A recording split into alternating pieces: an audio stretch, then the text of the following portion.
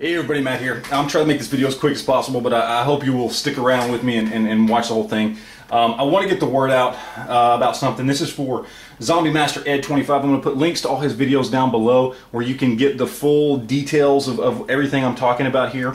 I'm also going to put a link down to blackwolfcustomglockshop.com. This is the business in question that we're going to be talking about, and its owner, Louis or Louie or whatever he calls himself. Basically, I'm going to give you a quick overview of the situation up until now, and then we'll go from there. Ed is a good guy on YouTube. He's been a buddy of mine since he's been on YouTube, I believe, or at least since he started making videos. He subscribed to me, I subscribed to him. He basically got into a situation, he lives in Florida, he got into a situation where a guy who told him he was a gunsmith, this guy, Louis or Louie, at blackwolfcustomglockshop.com, who also lives in his same area of Florida, told him, hey, he said, look, I've got a Mosin Nagant I want to sporterize, and basically they worked out a deal that in exchange for this Mosin Nagant, Ed would give him a Delton AR-15, I believe it was a Delton. So an AR-15 worth at least a good $600-700 bucks.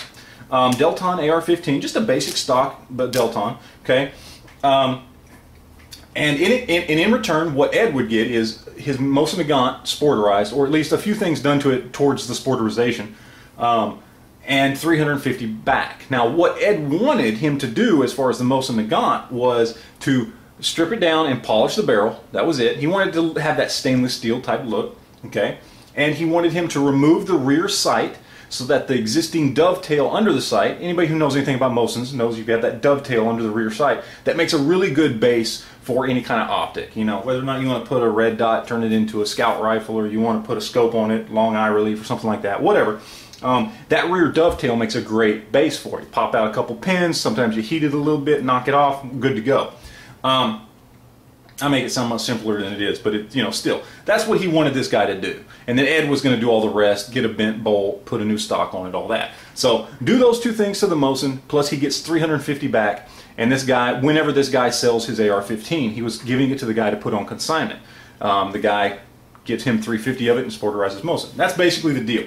Time goes by, this guy has his Mosin. You can watch the video for all the details on everything, the interactions that they had, because Ed does talk about and shows some of the emails and text messages that went in back and forth between the two of them.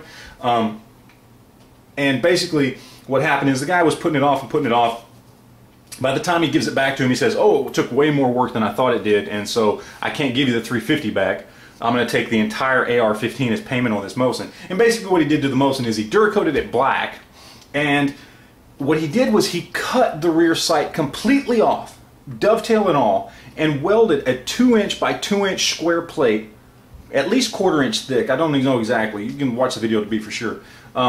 2" by 2" thick plate right where that sight base used to be. Now, when he did this, now it's not real clear because you can't tell if it was from him cutting the rear sight base off or when he welded that plate on. But at some point he basically popped a hole, either cut a hole or he melted a hole into the barrel when he did this. Okay, so Ed gets his gun back, it's ruined. Now the guy refuses to give him his AR-15 back.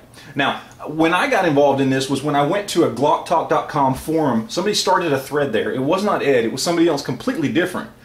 Started a thread on this same company, and I got in the mix because somebody had asked about this video. And I talked to this guy personally, this Louis or Louie from Black Wolf, and basically what he was saying to me was, first off, he's not an FFL or a gunsmith, although he is partnered with a Class 3 dealer, okay, Class 3 FFL. He is personally not an FFL or a gunsmith. So that right off the bat tells me he is modifying firearms, okay, without an FFL or a gunsmith license, okay. So right there, boom. Bad idea, illegal, I mean all kinds of trouble he could get into for that. Second of all, he did not do any paperwork on this AR-15 he took in, which if it's just a private sale, no big deal, right? But because he's a business, not only that, he's a Class 3 dealer, he's a partner of a Class 3 dealer, big no-no. He didn't do any paperwork on this AR-15 he took in. Third, the guy admitted in this thread that this Mosin, he says, and I quote, well I don't quote, I don't remember exactly what it is, that basically something along the lines of it was a $100 80-year-old piece of crap that already had holes in it and it wasn't worth fixing. And my question to him was, well, if it wasn't worth fixing, why did you take it in, accept this guy's AR-15, then screw up his rifle, give it back to him, and tell him you weren't giving his AR-15? I said, you took advantage of him. You've been unethical as a businessman. I said, if you truly did think you could fix it and then you screwed up, you should have at least made it right with the customer. You know, even if you didn't buy him another Mosin, at least give him his AR-15 back. You screwed up his Mosin. You haven't given him any cash. At least make it right with the customer as best you can. His response was basically, fuck you. Okay. Then after a few days of going back and forth on the threads, I found out that he was an advertiser at GlockTalk.com, which I'm going to do a whole nother video on GlockTalk. An advertiser at GlockTalk.com, and because of this, he bragged to Ed that he had the thread taken down because he pays them money to advertise. Then a few days later, this guy's talking to Ed while I'm doing my blog TV this last Wednesday, and the guy shows up in my blog TV. Because I told Ed while he was on the phone with me, he's like, hey, you know, he's typing to me while I'm on Blog TV. Hey, the guy's calling me right now. I said, well, look, tell him to come on Blog TV because I want to talk to this guy. And I want to find out why he's screwing you over like this. The guy gets into my Blog TV and starts telling me things like, too bad I'm keeping the AR-15, that fat little fuck isn't getting anything out of me, and blah, blah, blah, blah, blah, blah, blah, blah, blah. Okay, this is a businessman trying to run a business at blackwolfcustomglockshop.com. Lewis or Louis, whatever his name is. This is what I'm trying to get out to you guys. I want to spread the word on this. Watch the videos below. Make up your own mind. I'm not saying everything in here that Ed is portraying is fact. Okay? I'm not trying to slander anyone. But after doing some of my own research and actually talking to this guy online and in a forum myself, I've come to the conclusion that this guy is either an idiot and just has decided he's not going to make good with the customer, or he straight up took advantage of this guy from the start. He straight up took advantage of Ed from the start, screwed him over, knowing he was going to keep the AR-15, knowing he wasn't going to be able to fix the Mosin the way it was supposed to be, and knowing he wasn't going to give him the $350 back on that consignment deal. I don't know which one it is. Either way, it's really bad, and I want to get the word out on this because this is a shitty business. Don't do business with him because he's either stupid and you don't want to do business with him, or he's a crook. I don't know which. But those are my findings, and that's from talking to this guy myself, okay?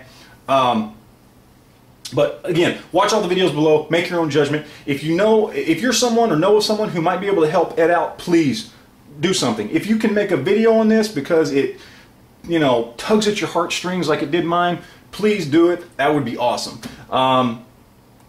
If you live in that area, okay, he lives in the Florida area, I think Palm Springs or something like that. I don't know what area. And this guy, Louis, whatever, this custom Glock shop is in the same area. If you happen to know this Louis guy and you think you can talk some sense into this guy and just get him to make it right with the customer, make it right with Ed, just give him his AR-15 back. You already ruined his Mosin.